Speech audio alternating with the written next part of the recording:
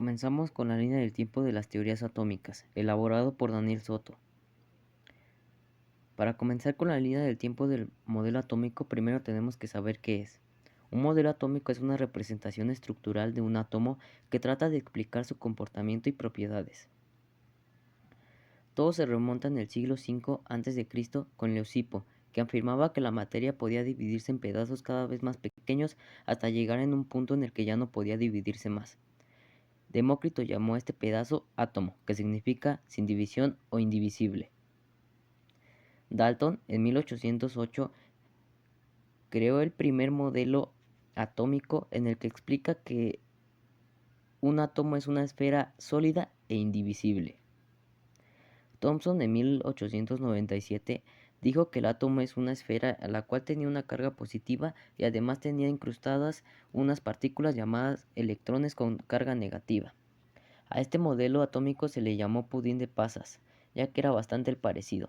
La masa del pudín era la carga positiva y los electrones eran las pasas.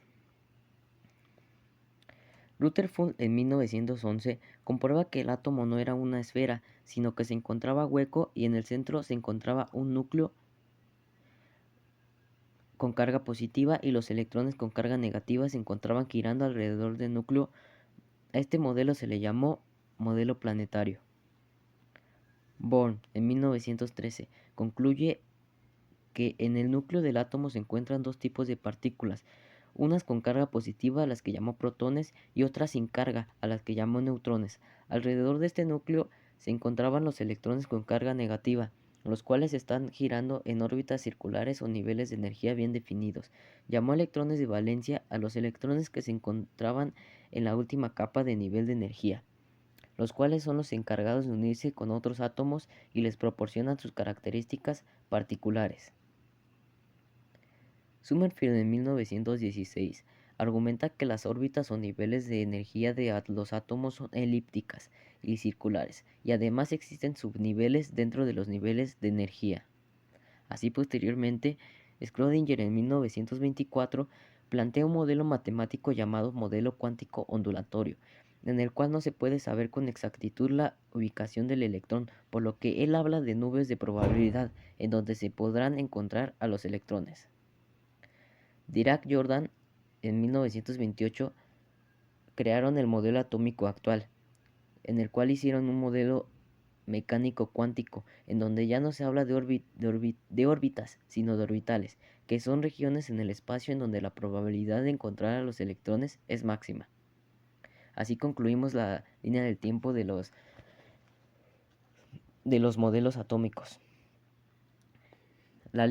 Y comenzamos la línea del tiempo de la historia de la tabla periódica de los elementos químicos. ¿Qué es la tabla periódica? La tabla periódica es uno de los más poderosos iconos de la ciencia, ya que captura la esencia de la química en un diseño elegante. La tabla periódica se creó porque era difícil mantener un orden ante los diferentes elementos descubiertos y así poderlos clasificarlos. Así comenzamos con Johann Dobereinier en 1929. En 1829 se percató que algunos elementos deberían guardar por cierto orden.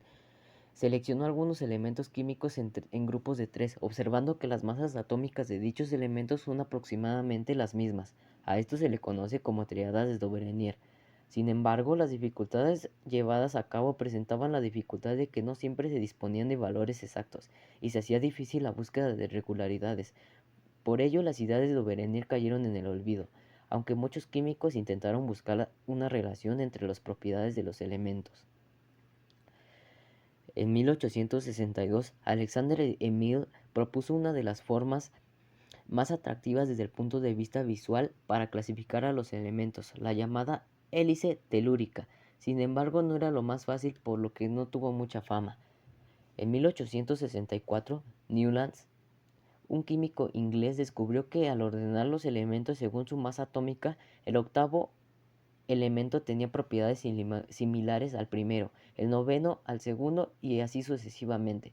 Cada 8 elementos las propiedades se repetían, lo denominó ley de las octavas. Por aquí tenemos un dato curioso.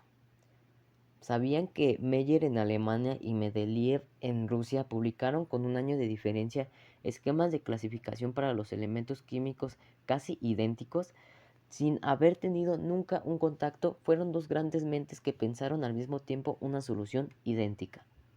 Ellos plantearon una tabla de 10 de filas horizontales y 9 columnas verticales, incluyendo los gases nobles.